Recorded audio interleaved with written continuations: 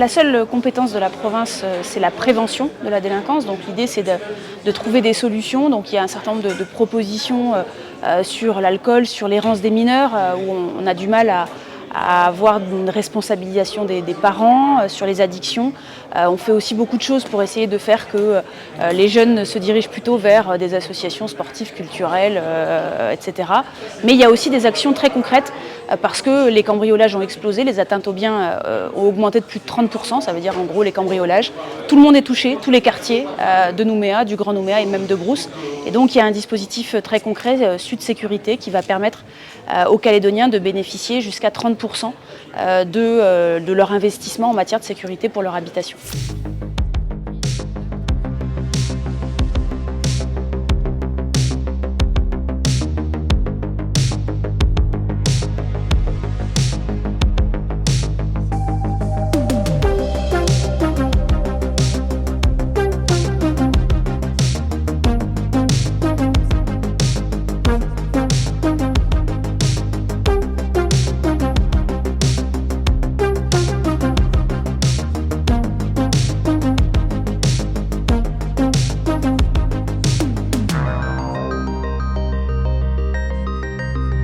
Là, on a vraiment une philosophie pour accompagner l'évolution nécessaire du logement social.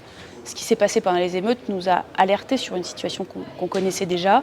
On a besoin d'une part d'arrêter la construction de logements sociaux. On a trop de logements vacants aujourd'hui, donc on ne peut pas continuer à construire.